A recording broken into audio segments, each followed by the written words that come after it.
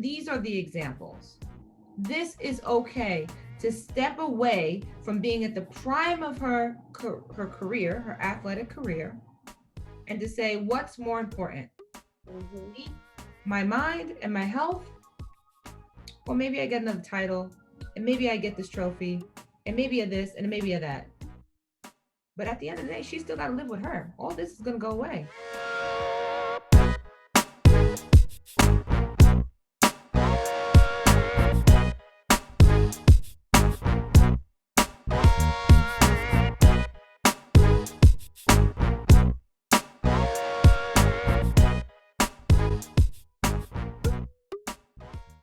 Hello and welcome back to the Buckeye Podcast. I am Renee Nicole, And I am Lillian. and we are back with just the two of us again for another fun episode. We are going to talk about mental health in light of we just ended Mental Health Awareness Month. And I think it's a really, really important topic. We're going to get into that. But first, Lillian, what was your Buckeye experience this past week? Okay, so my but God experience was I recently started going back to school after being in school for like, I don't know, years. Mm-hmm. Years. And I'm working hard to get good grades and everything. And the other day I got a letter from the school, and I thought it was like, oh, you need to pay your tuition for the upcoming semester. And they said that I made it to the spring dean's list because Yeah, days. I was like, congratulations. yay! That was so unexpected and so appreciated. And then today I got another email saying they want to invite me into some kind of sorority, Sigma Phi something something. So That's huge. that's a buck God for me, and it's actually something that I had written down in my I think I told you that Steve Harvey says to write your 300 Yes. things that you want to achieve or whatever, and it's in there somewhere. You have to you're stretching your brain to come up with 300 things you want to do. And Yeah. so that one was, I actually was like, oh, it's in there. So that was a butt God. That is so awesome. That is so awesome because, like you said, you took some time off, and to be working full time. I always commend people, that are working full time, and you have so many other responsibilities and you're going to school as well. And to be able to do well in school and to the point that they're inviting you to be in a sorority based on your academics, like that's amazing. That's to be celebrated. That's those moments that we can sometimes look over, but the fact that you wrote this down and now you're accomplishing it and you're living it, that's to be celebrated. Okay. It is to be So celebrated. that's a big accomplishment. You're right, and it is to be celebrated, and it is to something to say like, wow, I did it You did after it. 20 something years, because it is intimidating to be back in school, Yeah. not know everything or remember everything so fresh. Hmm.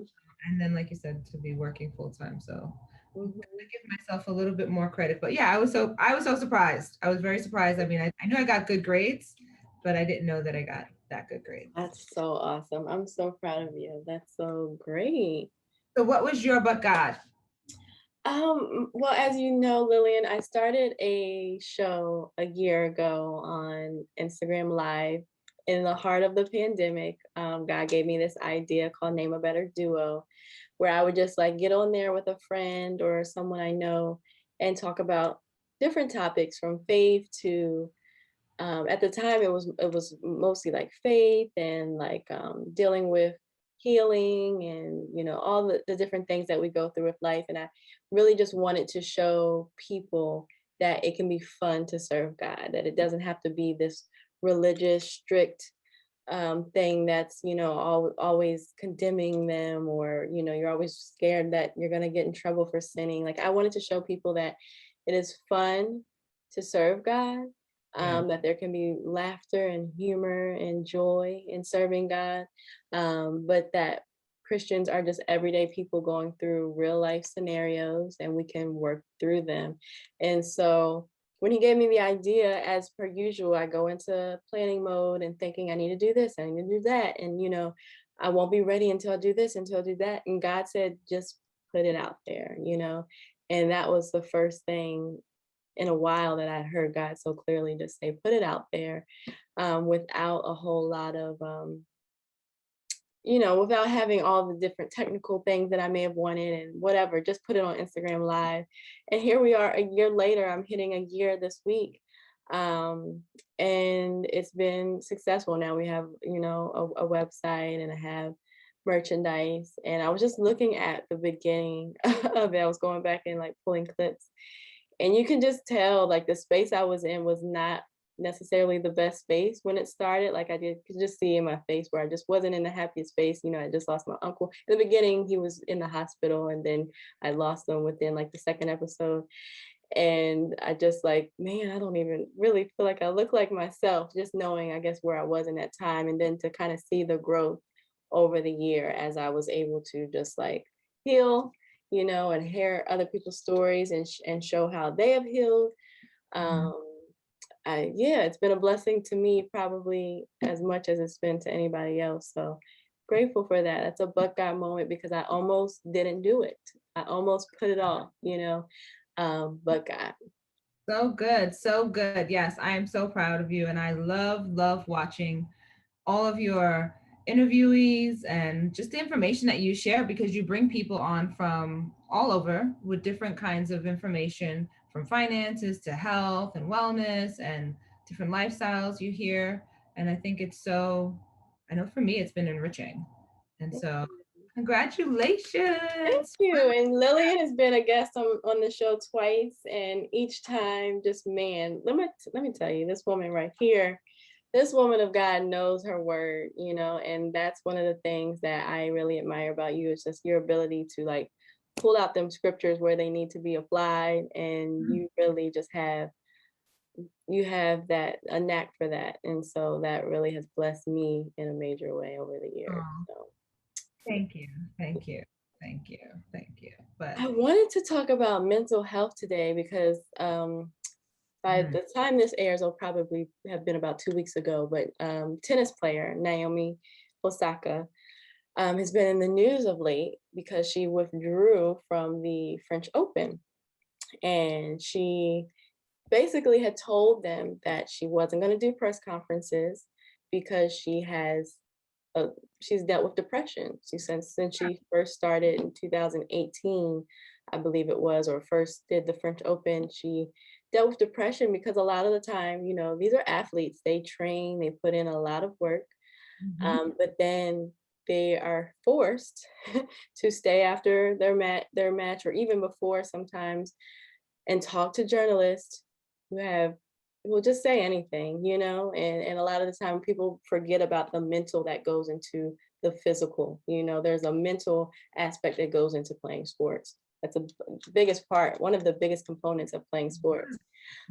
So yeah, I'm just going to read this excerpt here from Forbes.com, and it says, Osaka, who's ranked number 2 in the world, said last week she planned to skip press conferences during the French Open because the journalists have no regard for athletes' mental health. After French Open officials fined her $15,000 and, along with other organizers of Grand Slam tournaments, threatened to suspend her from competing in the prestigious and lucrative events, Osaka withdrew from the tournament on Monday and said she would take some time away from the court. How does that make you feel, Lillian? Because I mean, when I read that article, I actually was infuriated for her.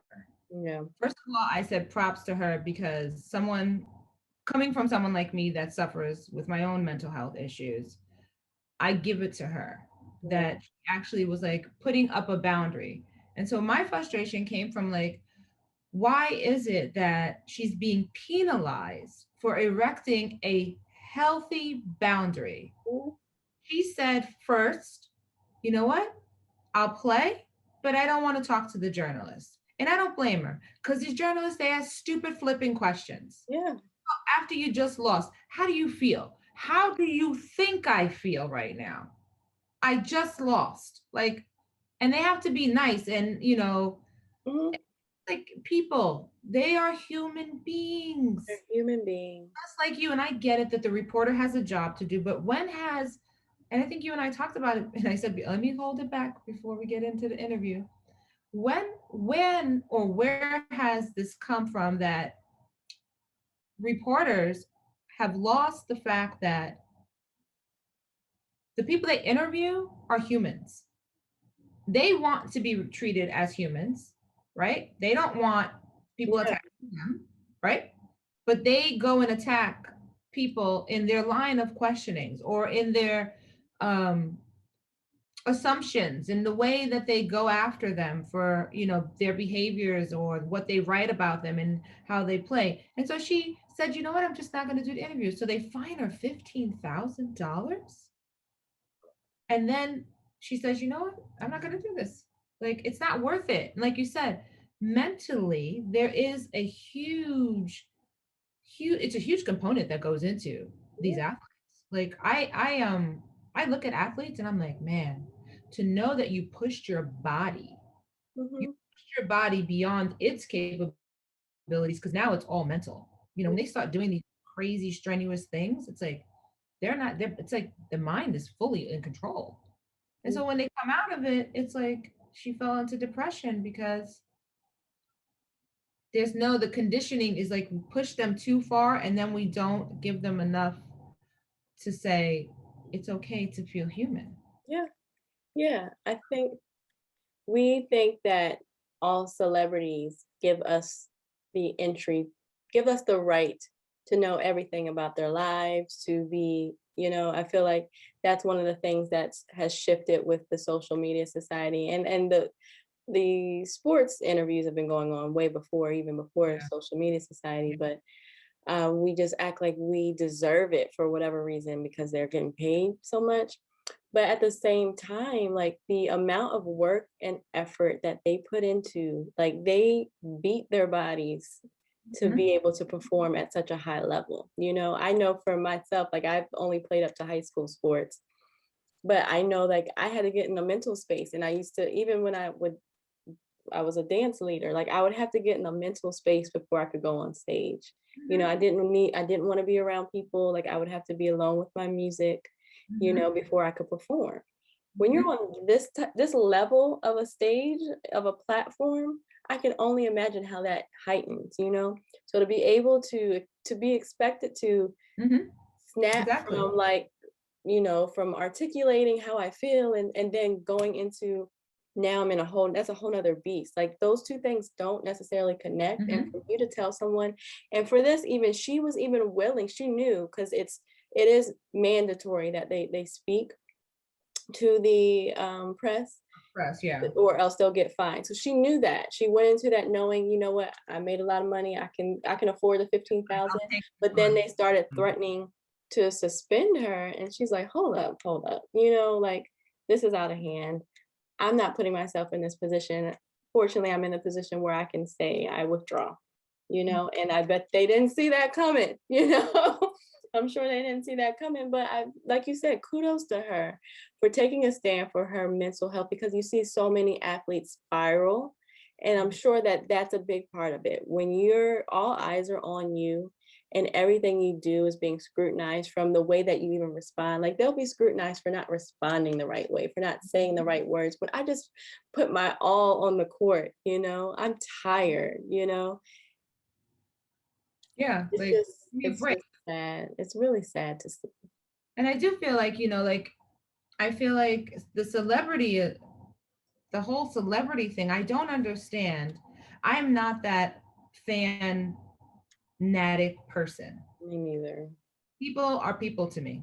Doesn't matter. They all poop the same way I poop, to breathe Mhm. the same air, like no one's breathing 24 karat gold air, unless they got a tank or something in their nose. But everybody else breathing the same stale air that I'm breathing. Mhm. So I just feel like you need to just treat people as people. Be Yeah. respectful, be kind.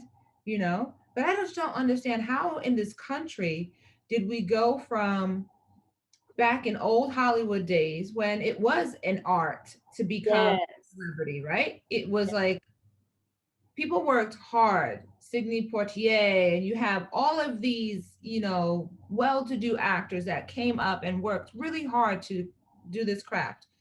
And now it's like you got people that are celebrities, like poor Britney Spears, locked up in her house because the pandemonium. Like, what I would like to know, who are these people that are so fanatic about? Why are you so crazed over Paris Hilton? Why are you so crazed over Britney Spears? What is it? What is it? She's Yeah. a girl that sings some songs with a little bit of clothes on every now and then. And then what? And What is that's the your thing. life? I think they look at these people as if they're human or something, like they're like these superheroes that they watch on TV and aspire to, or maybe they're not happy with their own lives and want to live vicariously through these celebrities. But like you said, like for me, for people that I really love, like artists that I enjoy or actors I enjoy, I almost prefer not to know too much about them because I want to continue to see them in that light. Yeah, Like I don't want to follow. A lot of people that I really like, I don't follow because I don't want to see something that's going to turn me off or make me not like them as much or judge them in any way. So to me, like you said, I don't really understand it. I think it's a really unhealthy place that our society is in. The yeah, TMZs, the Us Weeklies, and all these things that are just like putting all these celebrities, like it's taking away from the art, like you said. I think that we should be able to appreciate people for what they do because that is the only thing that they're offering to us, right, and stop being so concerned about their personal lives and let them live and let them make mistakes just like you and I do. right. Because at the end of the day, they're people. There are people, and it's like I mean, I actually do like to hear the stories of. I like to hear the human side. Yes, biographies. I love interviews. Biographies, you know that I'm loving the the new David Letterman's Netflix that he Oh does. yes, I love I that. love his interviews where he sits Mhm. down with people. I think I said it to you once, and I'll say it on here. I know everyone thinks Kanye's crazy, and he has a medical diagnosis. So we make fun of him, but It's we a real shouldn't. thing. It's a Yeah. real thing. He's battling a disorder, bipolar. But when you see Kanye in the interview that he does with David Letterman, you appreciate, I did at least, the human part of Kanye. I Mm, really was like, there he is. mm, We all have our moments. I feel really bad when people make fun of people that have mental disorders like Kanye, because, yeah. you know, we all have something about Yeah. ourselves that we would not want anyone really to know about. That And part. unfortunately, the celebrities, I think society thinks that we made them, so we have a right to say how they should engage with us and how often they should engage with us. No, listen, they did a Mhm. movie for a certain amount of time. That's it. That's it. Go watch the movie, you support the movie in the box office, you buy the DVD, whatever. That's it. Like, Yeah. he's a different person. Like, Brad Pitt is a different person than whoever he played in whatever movie. Yeah. Cause think about it. Like you and I on Instagram, we don't show all the ins and outs of our lives. We Right. show you a very small portion of it. So we don't know all the ins and outs of these people's lives. We don't even know like their upbringing and the things that cause them to be the way they are. We don't even know everyone's diagnoses that make them, they could, who knows what they're suffering from or dealing with. And now, it went from, it's happening so much where social media has become everyone's life, that it's not just happening with celebrities. We're starting to see it in real life. Cyberbullying is a real thing, and like young kids are taking their lives on account of what people are saying about them on social media or people's responses to information that they put out there. And I think that's the thing that we really really need to stop, because it's not just kids. There's grown folk on here who Oh, are bullying people. absolutely. And you think that because you're an adult you can handle it. No. And you need to look at yourself to see what's causing you to respond this way, because it's just really really, it's really kind of sickening to see people willing to destroy someone so bad, to the point that what is you getting your point across on social media doing for you or for me? you know Like, the thing for me with So I'm now having this whole thing with social media, very disliking of social media because it's so fake. So fake, and people are so fake. People have social media muscles. They will pop Mhm. in in a comment box or something, or in an IM. But if I am standing with you in that same room, you will say nothing to me. Mhm. And that to me infuriates me. You know, the Agree. other thing I want to point out is that when we release this, we are in the month of June. June is Internet Safety Month. Mm. I worked in nonprofit for 6.5 years for a nonprofit internet safety organization. June is Internet Safety Month because kids are out of school. And this is when they are more exposed to being online. Yeah. And well, actually, for us with COVID, the kids have been online The whole way, time. Yeah. way more than what we had suggested when I worked at that company was you need to be let your kids maybe like 2 hours or so monitor their, their, but parents, we don't do that. And unfortunately, it is what it is, but just try to be a little bit more mindful of your kids and just being more aware of, like, even as adults, like you said, I watched a video yesterday with Monique, and she was having to Mhm. Mhm. apologize for telling grown women not to come outside in your pajamas and your bonnets hats that you're sleeping with, like, to have a little bit more respect for yourself. And that's the thing too, it's like, how did we get here? How did we get from where our family and ancestors would have loved to just get dressed up and go out, and yet Mm. we're going out in our pajamas? You can't do your hair, like, or I don't know. We've just become this whole social media stuff makes everything that's not good glorified. And it's like, I don't want that. I want to be around people that are human and share the reals, like, maybe if people were more accepting, maybe my favorite comedian Robin Williams wouldn't have committed suicide. Maybe he wouldn't have been afraid to say that he's struggling. Maybe somebody would have been able to see past his humor and see his pain. But Mhm. because mental health has this Stigma. stigma and you really can't see it, people don't know. I remember when I was struggling with anxiety very, like, 20 years ago when I was living in New York, and somebody that I worked with, I was having a moment, like I was like breaking down. And I was in my office and I was like crying because I was like, what is happening? I was having a panic attack. And the woman came into my office. She's an older woman. She came in my office and she was like, what's going on? And I'm like, I don't know. I think I'm like having a panic attack. And she was like, you? And I'm already in distress and feeling a way about it. And she made me feel even more like bad about it. Made me feel like, oh, this should not be seen by Yeah. anyone. And that's what happens with mental health. So no one talks about it. No one shares that. Sometimes I may hear some voices, I'm not sure. Or I feel this something. Yeah. And we don't recognize the signs, and someone takes a life, or Mm. someone takes pills to try to take a life, or you have, I don't know if you watched on that show, there was a series a few years ago on Netflix. I forgot what it was called. It was 13 something. It was Oh yes, with the young girl.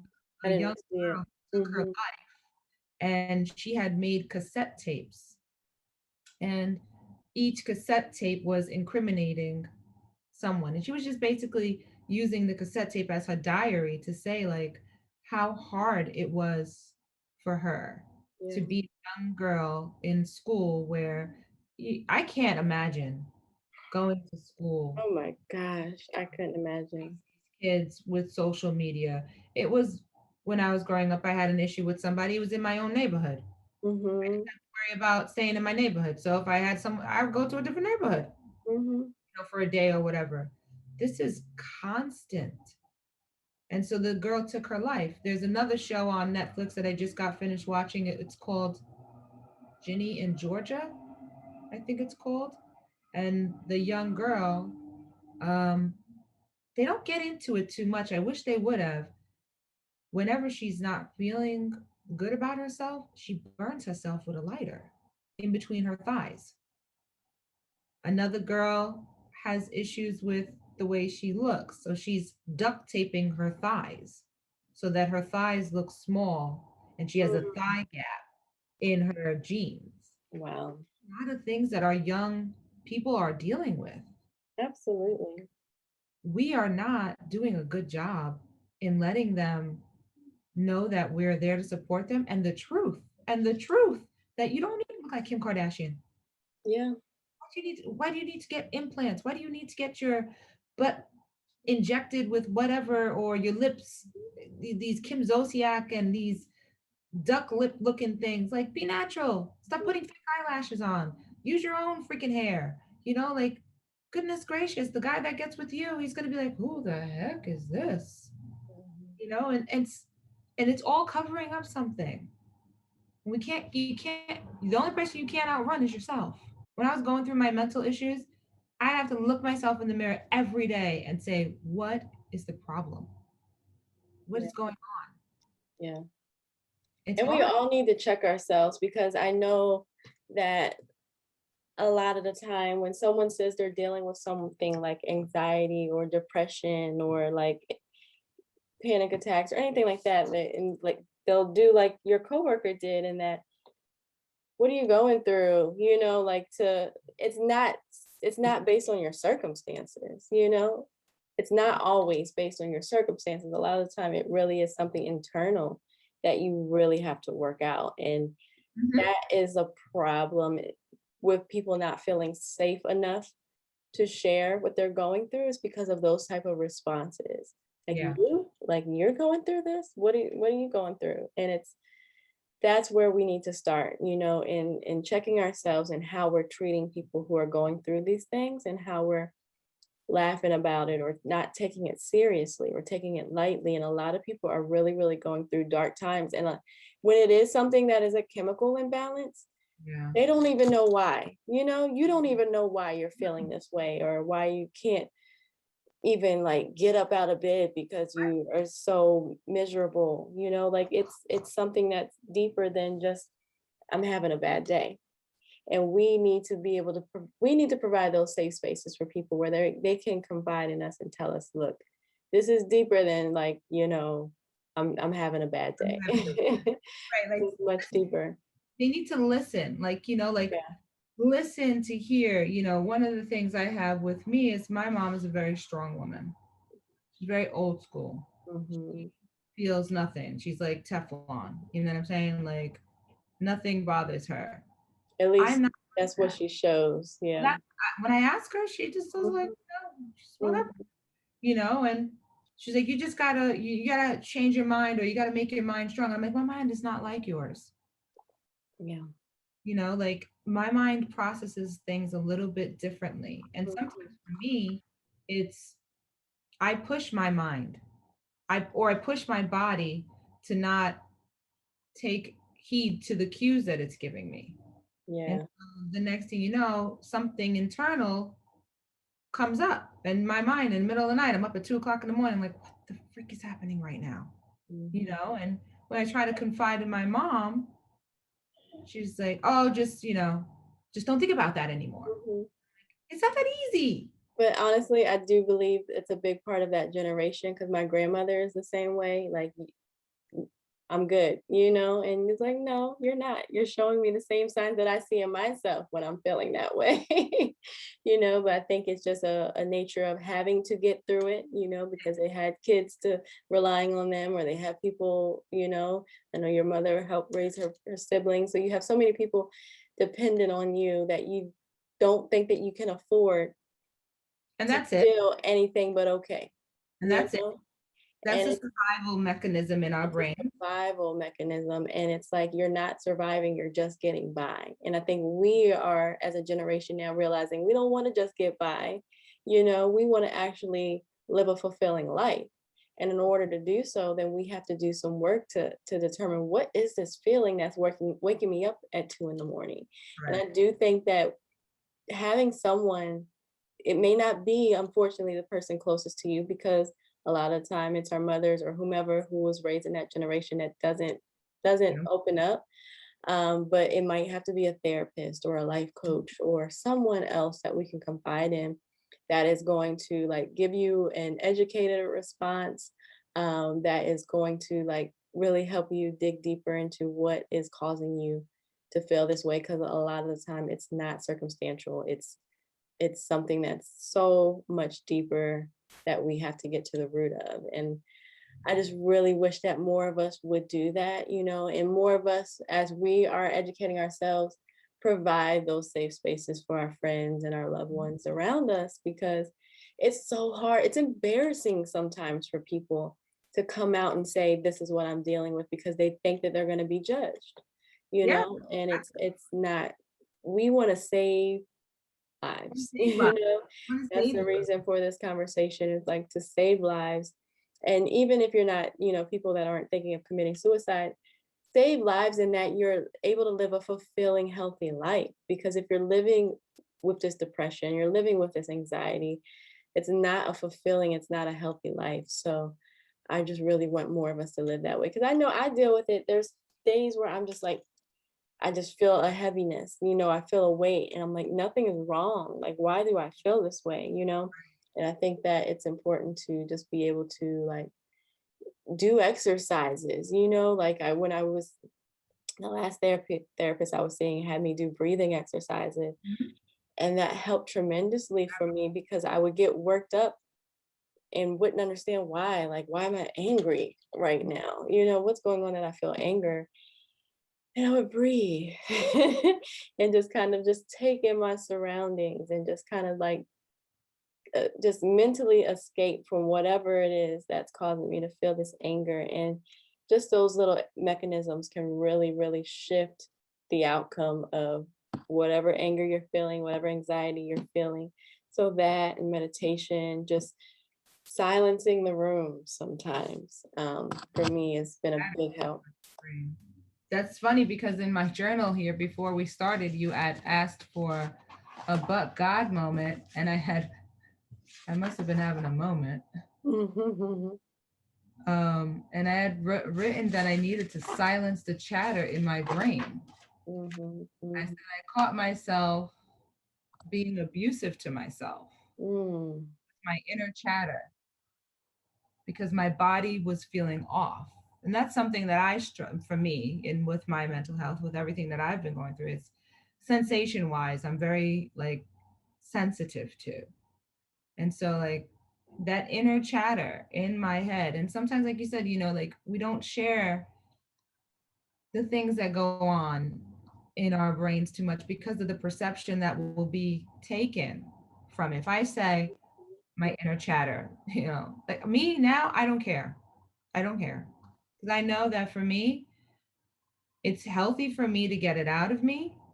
And I know that by me getting it out, it's healthy for me and it's gonna help somebody. Because I'm not the only one that has inner chatter. I'm mm. not the only one Everybody does. that is beating myself up in my brain, in my head over things, and just allowing a space to have that conversation. And I have counselors, I have coaches, and I believe in that. The number one coach, the number one counselor is the Holy Spirit. Man. Number one. I, I, Mhm. I will stand. He is my best friend. I go to him for anything and everything. But we do need to be able to go to other people and say, I need help. And sometimes though, like with the Naomi, the tennis player, she knew herself. She knew herself well enough to know that this is not going to be healthy for me. Yeah, If I go down this route, it's not going to be good. yeah, And so she decided, I'm not going to go down this route. yeah, And that's a healthy thing to do. And yet we're punishing her for standing up for her health. yeah, Because at the end of the tennis match, when it's done and she's won, everybody goes home. But guess who doesn't? She goes home alone with all of everyone's chatter in her yeah. in her. I was listening to Kev on stage and that chick Angel have a podcast called Here's the Thing. And they were talking about this too. And they were saying, he was saying, he's a comedian, and he was saying, you know, there was a set one time that he forgot half of his set or something like that. And he was like, I couldn't imagine having to go sit and talk, you know, to a bunch of journalists after that and say, so what was going through your head as you forgot your set? Like, oh, like I don't want to talk about that right now, you know? And if you go up there with that type of energy, then you're going to be looked at as a crazy person, as she's not mentally stable and da da da da. When you're an athlete, when you're doing anything that you're passionate about, but especially athleticism, there's a lot of adrenaline and a lot of, you know, that goes into that. And you've practiced hours on hours. Like they were talking about these tennis players, they'll practice until midnight and then wake up at 5 and start all over again, you know? And then you go out there and you lose, or even if you win, you know, all the adrenaline that is just sitting up in you, the last thing you want to do is sit and like, yes, yeah, like that's the last thing you want to do in that moment. So And before, you're and being you're being critiqued for everything you say, and then say, you know, and she had mentioned this too, like say you say something that you're like, oh, maybe I shouldn't have said that. Now you got to go out and play. And the whole time, you know how we do, like, man, maybe I shouldn't have said that. And that can wreck your brain messes your brain. for a day, you know, or for days, you know. And so to have to go perform in the midst of wondering if I said the right thing, especially when you're on that type of platform, I don't blame her. I don't blame her. I'm proud of her. I hope that more people stand up. I know that a lot of people, a lot of athletes get flack for this. LeBron, he's always getting flack for, like, the other night he walked out because they were losing, like they weren't going to win. It was like a few minutes left and they were getting blown out, and he gets, you know, the people just eat him up for that. But he takes this very seriously, you know. Let me remove myself from the situation before I do or say something that may not look good, you know. So I don't blame these athletes for Blame them. choosing their mental health. They deserve a break. And I Yeah, think at some point we have to demand that they respect the boundary. absolutely. They have to respect the boundary. Because how would they, like, as a journalist, if the athletes are coming after them for every piece that they've ever written and start going after them? You made a spelling error here. What were you thinking when you What were said you this sentence thinking is that? here? I mean, seriously, I am grateful that I don't have no daggone my magnifying glass over the stuff that I have going on in my own life. I just, I don't have time for that. Mm-mm. Enough of my own beating up that I do on my Yeah. own. I don't need any other cheerleaders or other people trying to take me down. I do a very good job on it on my own. Mm-hmm. You know, Mm-hmm. I'm sure, when you come out from a place, and so like I had something happen on Saturday, had an interaction with someone on text message, and that person got me so angry. I mean, so angry that I was visibly trembling. My hands were trembling. Now, I've been in therapy for a year on the trauma with my body. I'm trying to connect with my body in this way of being good. I want my body to trust me because Yeah. something happened where my body learned we can't trust her. She don't make good decisions. Mm-hmm. So let's not trust her. So I'm trying to rekindle this relationship. And I realized after that, oh snap, I just mistrusted my body again. It was giving me a warning. So it's like I've been through all of this counseling. You get all of these tools. They give you a lot of tools when you're in counseling, right? And when the rage and the anger rose up inside of me, I felt it because I was like, whoa, but it was just so overcome and it hit a core value, which is why I got so upset that I was visibly trembling from the anger that I just was like, ignore, and I just kept going. And so Mm. afterwards, I had to catch myself and say, oh my gosh, body, I am sorry. I am so sorry. You gave me two warnings physically inside of me, I felt it. Emotion inside of me and physically, you had me tremble. And I still told you to shut up and sit down. Mm. And so I don't want to go back to the place of where I was with my body before my counseling. So I can just imagine for her, I don't know her story exactly, but I know my story. And I know that this part of my one story that I just shared, that's just a part of it. There's another part of me that I wrote, I want to eat a slice of pizza with my eating disorder. That's what my goal was last year. Mm. This year, I was able to read in a journal last year. This is what I wrote while I was eating pizza this year. Mm. I don't want to go back to the places where I've gotten the help because it's a dark place. Yeah. You have depression and mental, it's very dark. It's not sunshines and roses and daisies. It's not a fun experience. It's a very, very hard, and at times lonely experience because you got to do the work yourself. You Mm. can take a pill, still got to do the work.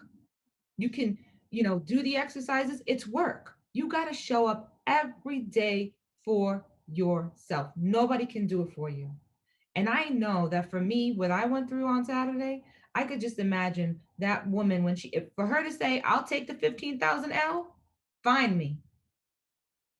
Or for her to say, I ain't even playing. This ain't worth it. Yeah. That show you that, you know what? There is a value on peace. There is a worth. Yeah.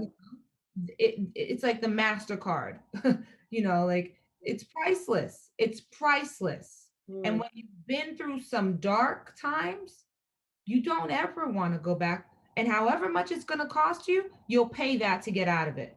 Yeah. That I'm paying. What do you need me to pay? But I'm not paying the other way. I'm not sacrificing myself anymore. And that's where I commend her for it. Yeah. And we've got to commend her for that, Yeah. you know, and more of these kids too. We've got to commend and show them these are the examples. This is okay to step away from being at the prime of her career, her athletic career, and to say, what's more important? Mm-hmm. Me, my mind and my health, or maybe I get another title, and maybe I get this trophy, and maybe a this, and maybe a that. But at the end of the day, she still got to live with her. All this is going to go away. Yeah. And she chose her. And we have to teach these kids to do the same thing, to Yeah. choose yourself over anything and everyone else. Yeah. You have to choose yourself. You have to value yourself, and know what it takes to be your best self. And she recognized that this is what it's going to take. It's going to take me sacrificing what I've worked so hard for, the thing that I do, my profession, the thing that has caused me to gain all this money. Because a lot of people will think, oh no, that I'm losing a lot of money, and I can't sacrifice all. I have family and people that have to pay. I'm responsible for.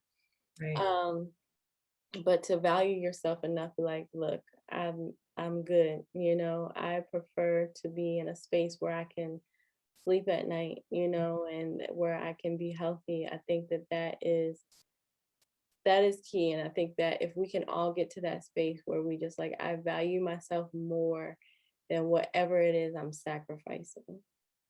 Value yourself more, and also like recognizing when something is not right for you, Yeah. like, or when your body's talking to you. Like your body has limits. Unfortunately, our minds have limits. And when you know what those limits are, then you make better decisions. Hmm. So you don't push yourself because she knows she's pushed herself in the past. Yeah. And pushing herself in the past almost broke her. Hmm. You know, it's It's not, like relationships, a lot we stay in these unhealthy relationships that are tearing us down. We're losing ourselves, but we're just like comfortable, or maybe there's kids involved, or maybe meanwhile you are putting miserable. yourself you're miserable and you're putting yourself in a very unsafe position, because when you're in that level of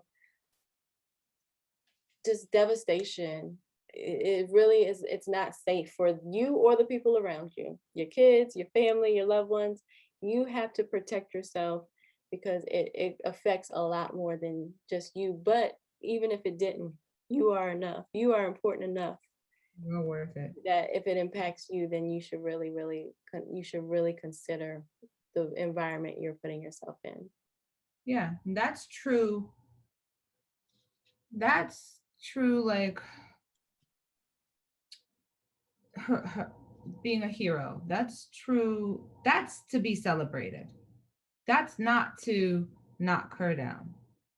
Hopefully she just broke the glass ceiling on Yeah, the silence of self-sacrificing for celebrity or for athletic, acknowledgments or awards or whatever. You know, maybe she's broken the ceiling on that and say, you know what, this is not worth it. yeah. I think of Kaepernick. Like he sacrificed his whole career to stand for something, and I hope that she too, I'm sure this isn't the end of her career, Right. but I hope that this sacrifice will help these organizations see the importance of mental health, and Mhm. giving these people, we look at athletes, we look at people in the public eye as numbers almost, or like as these, items for their people. At the end of the day, I hope that they can have the right people in their corner to look at these contracts and say like, No, I'm not doing X, Y, and Z. I'm doing what I want to do. I perform. I'm going to give you, the work. I'm going to put in the work and physically, but this is where I draw the line. Exactly. And it doesn't take away from her talent as an athlete. Yeah. It doesn't take away from Kaepernick's talent as a football player. Hmm. He just made a decision that he felt was right. And I agree with him 100%. And the same thing with this woman. I feel like she's really set the bar now and as an example for people to say, maybe I should do things a little bit different. Yeah. And I Yeah. hope that ordinary people who aren't in the limelight, like me and you, will Yeah. do the same. I think of when I was working in the beginning of the pandemic and it got to be overwhelming because I dealt with the public.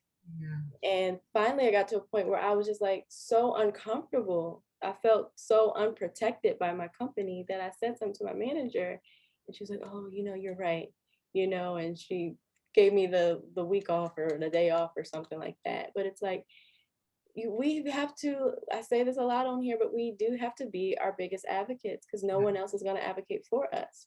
So we have to stand up for ourselves and like, look, this I'm not comfortable, and no work environment or no home environment where any environment should be to that point of discomfort where you don't feel safe, Mhm. So I think that we have to articulate that more so that more people will feel comfortable.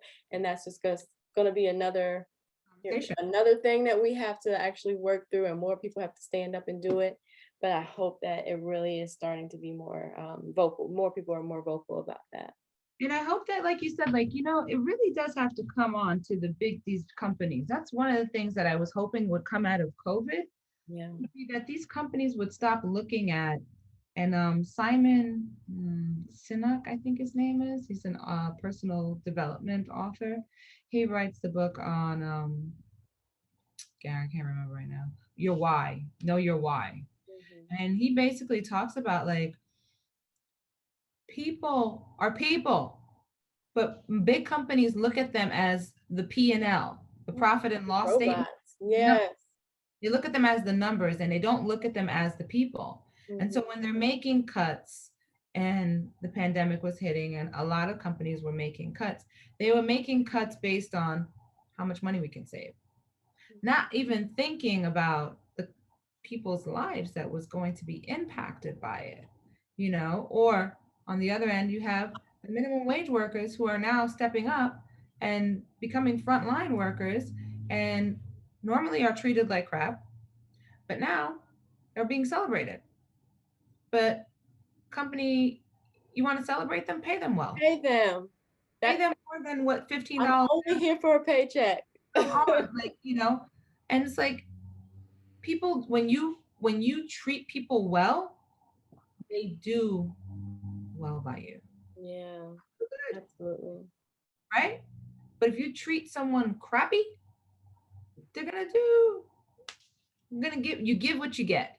Yeah. You know, garbage in, garbage out, garbage, that's what you get. And so it's like try to look at these people and treat them better. So, and especially with the mental health thing, I remember when I worked in home care, I would take a mental health day.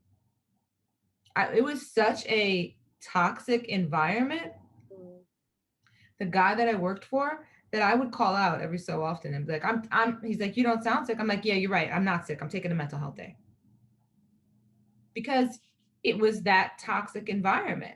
I I think we should normalize taking mental health days because the fact that we feel that we have to make up a lie to tell our employer that I need a day off infuriates me. I'm a human being. I need a day. I just need a day. Why is that so? What's Why is wrong it with so that? wrong? What's so wrong with it? Where now I work for a company where, and Hilton is who I work for, and they are amazing, not only because of their hotels, but they truly live to treating their employees well. Mhm. Take time, take care of yourself, Yeah. you know? And I'm just hoping that with this pandemic changing and everything, that maybe these companies will start looking at the people, Yeah. as people and lives, not profit and loss, but like people and lives, because they matter. Maybe we won't have people showing up to jobs in St. Jose or wherever and killing people, Yeah. taking other people's lives. Listen, like obviously something was wrong there. Something was Mhm. majorly wrong. And this man went and he took addition and 8 other people's lives. Like we've got to do better and we have to be kinder. Don't make fun of people. And you don't know what mental health looks like. It doesn't care what race you are, it doesn't care what socioeconomic status you are, whether you're Republican, Democrat, liberal, it doesn't care. Yeah. It exists in every one of us, and everyone, Trump may have some mental health issues. Not knocking him, being real nice right now. Mhm. Not recording, so this is how you're going to get me with it.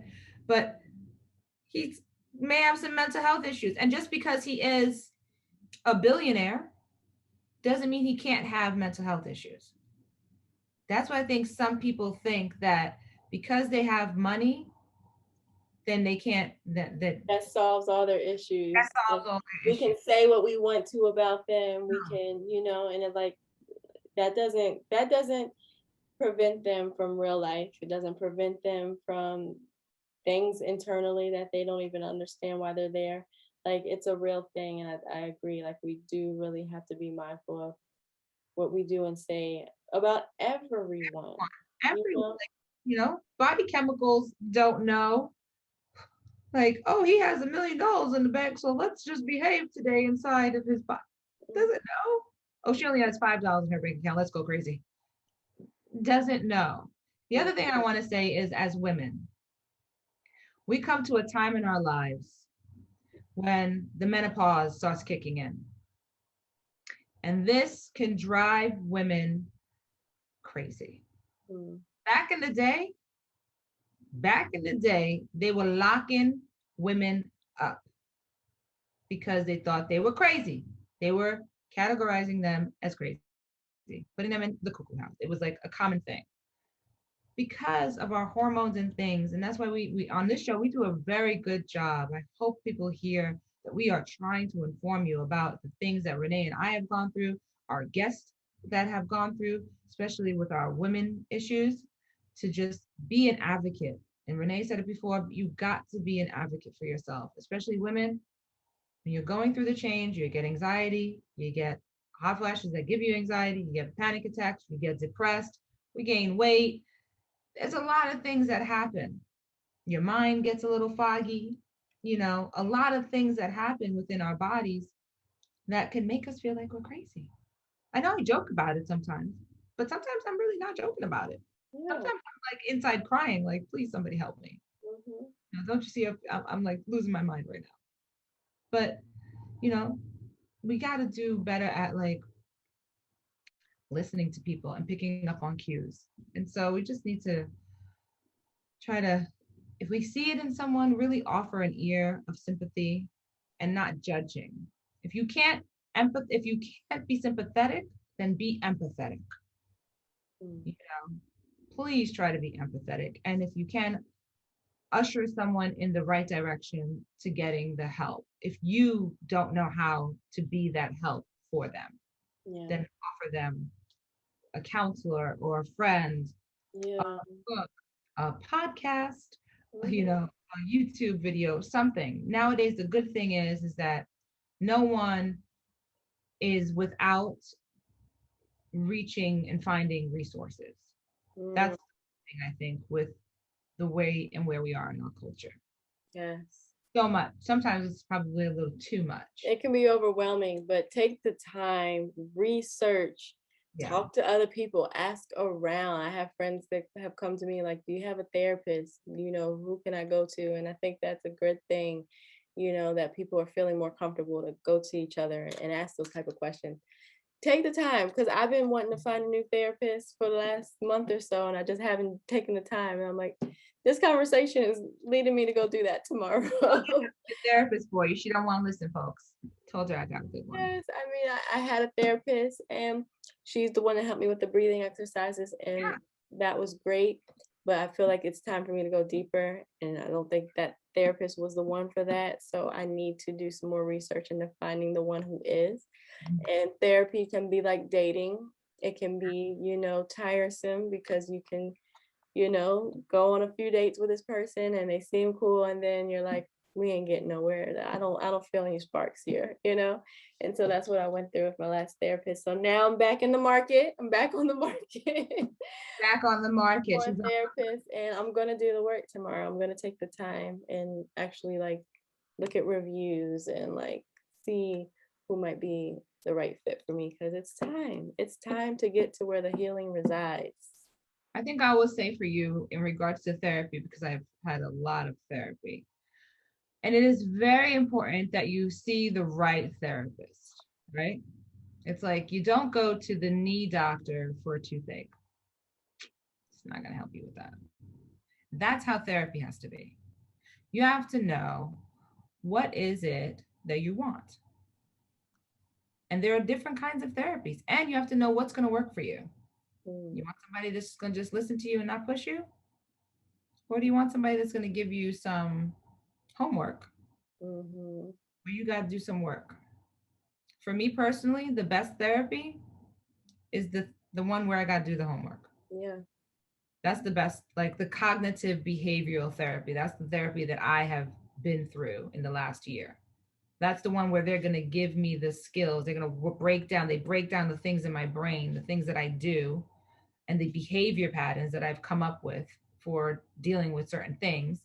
And then they show me, you see this? This isn't serving you. This is why you're doing this like this.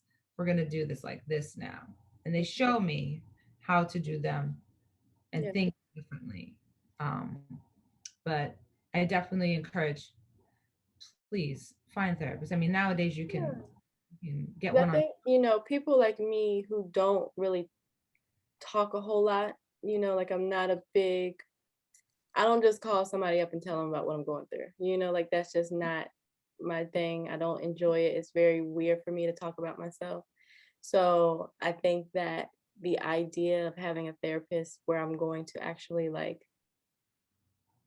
kind of like have to explain who I am and like actually dig deeper into what it is that I think, and it can be difficult to even imagine that, but I know it's what I need. And if a therapist isn't going to pull that out of me, then sometimes like I said with this last therapist, it felt more like meditation, which was great because I needed that too. But I think that I need someone that's really going to make me like look at things, like really see myself. Mhm. because I think that's something that I, really need to grow in. So But she gave you good tools. she She gave gave me great tools that I still use when I feel that anger or anxiety, learning to just like, hold on, step away, separate myself and breathe. So I'm grateful for that. And now I'm ready to actually, get to some an understanding of who I Mhm, am and heal. So mhm. that requires work. And the first work is finding the person. Yeah, I can't, they're not going to come to me. They're not going to come fall in my lap. So, Come to you. I mean, but like pray and ask yeah, first, yeah, ask the Holy Spirit to lead you and guide you to the right one. For yeah. me, he's always led me to the right one. Mm, I've been very, very blessed in that way that I've worked with the Holy Spirit one on one. Like Joyce Myers talks about, I've been to the School of Holy Ghost. I've mm, been there, star student. And mhm, then, you know, it's like I got so far on my own. mhm, And he pushed me to meet different kinds of counselors. And you do go through this, I don't think this is working. Like I went through that with my eating disorder counselor. Like, I don't think this chick is working. She ain't doing nothing for me. mhm, So I prayed. And I was ready to end my end relationship with her. And I prayed. And then we had a session. And then she did something to answer the prayer that only I knew. And I mm, said, all right, God, I see you. Because the one thing we have to also remember is there is an enemy. He hears us. He knows what's going on. mm, He don't want you to get right. You mm, get in your right position. You get in your right authority. mhm. He knows it's a problem. Yeah, So the longer he can keep you hemmed up and locked up, he's going to keep you hemmed up and locked up. So that's that's why you have to really try to rely on the Holy Ghost to say, even when the counselor was pushing me, my other counselor was pushing me, and I didn't like it. It was not fun. I didn't want to do it.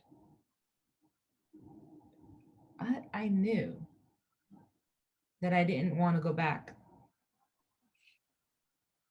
how you were. I could only go forward. Yeah. I was already in it, and I don't want to stop because I'm not done. I'm stuck in the middle. I got to keep going. Yeah. So I kept going and pushing, and thankfully, thank God, it works out. And the same thing, because the enemy knows. He knows. Mm-hmm. Position, she gets her right authority. It's a wrap for him. Yeah, that's a wrap. So I hope this episode encourages people to take a step back, look at themselves, and be okay with whatever they have struggles in with their mind, and make a step to ask for help. Yeah.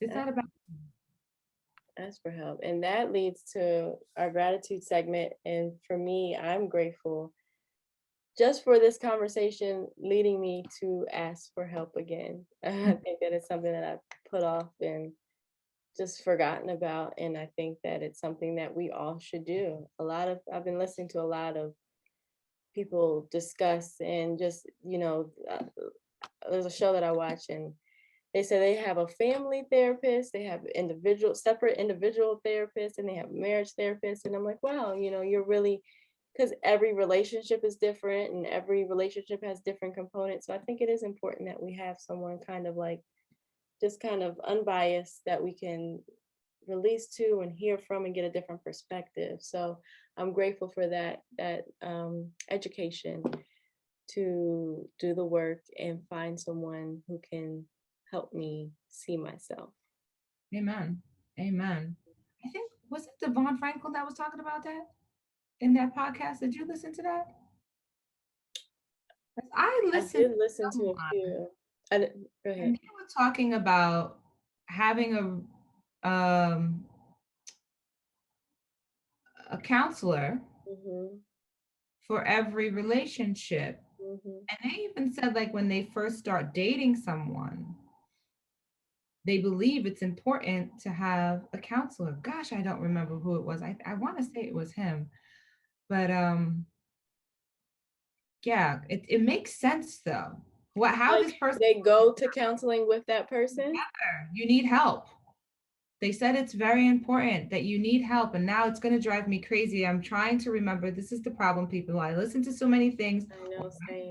In the book, I could That's unique though, because can you imagine going to, I guess if once you've been dating for a little bit, once because you've like to go to therapy with someone you barely know would be kind right, of it's awkward. smart. But they said like once you've been dating for a little bit, then you should get into counseling.